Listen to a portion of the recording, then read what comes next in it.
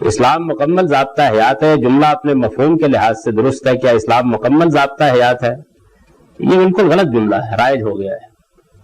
یعنی اسلام نے زندگی کے بہت سے شعبوں کے بارے میں آپ کو ہدایات دی ہیں، بہت سی چیزوں کے بارے میں رہنمائی فرمائی ہے، لیکن مکمل ضابطہ حیات سے کیا مراد ہے؟ مطلب یہ ہے کہ زندگی گزارنے کے لیے آپ کو جو کچھ بھی قانون ضابطے چاہیے تو سب بیان کر دیں گے، ایسا تو نہیں ہے. چند اصولی باتیں بیان کرنے کے بعد صرف ان امور میں مداخلت کی گئی ہے جن میں انسان کو رہنمائی کی ضرورت تھی، اور وہ رہنمائی بھی اصل میں اس پہلو سے اس کو چاہیے تھی کہ کہیں وہ کسی علم یا عمل کی غلاظت میں مبتلا نہ ہو جائے. ضابطہ بنانا، نظام بنانا، یہ انسانوں کا اپنا کام ہے، اور اس معاملے میں انسانوں کو دوسروں کے تجربات سے بھی فائدہ حاصل ہوتا ہے، تمدن کے ارتقاء سے بھی فائدہ حاصل ہوتا ہے.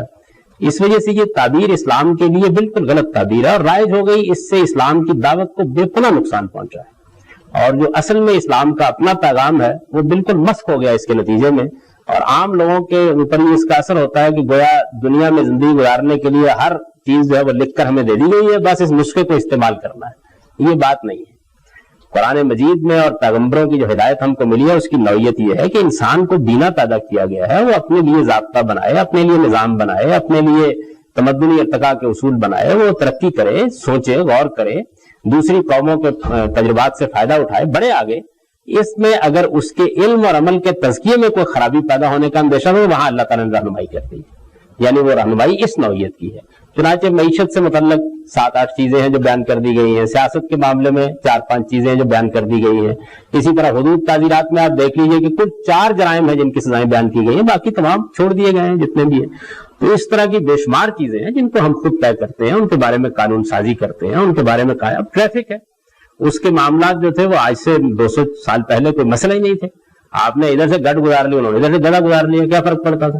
لیکن اب صورتحال یہ ہے کہ آپ کو اس کے لیے ایک پورا کا پورا ضابطہ بنانا پڑتا ہے، اور اس ضابطے میں میرا خیال یہ ہے کہ اتنی بڑی کتاب بن جاتی ہے قوانین کی. میں نے تو جب اس کو دیکھا تو اس کے بعد ہمیشہ توبہ کر لی کہ میں تو ڈرائیونگ نہیں کروں گا، کیونکہ اتنے ضابطے کون یاد کرے. تو اس وجہ سے اب یہ ضابطے جو ہیں یہ موجودہ زمانے کی ضرورت ہے. اسی طرح سے آپ دیکھیے کہ اسٹیٹ ہے، تو موجودہ زمانے میں جو پروسیجرل لا ہے جس کے تحت اسٹیٹ کو آپ چلاتے ہیں، اس میں بے شمار قوانین روز بنانے پڑتے ہیں. دنیا کی پارلیمنٹیں مسلسل قانون سازی کرتی رہتی ہیں اور ضابطے بناتی رہتی ہیں. تو اسلام نے یہ نہیں کیا ہوا، نہ اس کے بارے میں یہ تصور قائم کرنا چاہیے. اور اگر وہ ایسا کرتا تو وہ خدا کا ابدی دین نہ ہوتا.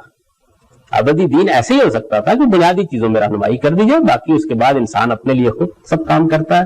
تو نظام نہیں کوئی بنا کے دے دیا یا کوئی ضابطہ حیات نہیں بنا کے دے دیا، بلکہ ایک زندگی گزارنے کا زاویہ دیا ہے اور بنیادی رہنمائی کر دی ہے. آپ یوں سمجھے کہ راستہ تو ہم چل سکتے تھے، جو موڑ ایسے آ جاتے ہیں جن میں تذبذب کا اندیشہ تھا، ان میں گویا ایک لالٹین نصب کر دی گئی ہے کہ اس میں رہنمائی تم کو.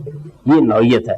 یہ نوعیت سمجھ کے دین کی طرف رجوع کیا جائے گا تو آپ صحیح جگہ پہ کھڑے ہوں گے، اور اگر اس سے آپ ساری چیزیں برآمد کرنے کی کوشش کریں گے تو یہ غلط ذاتیہ ہو جائے گا.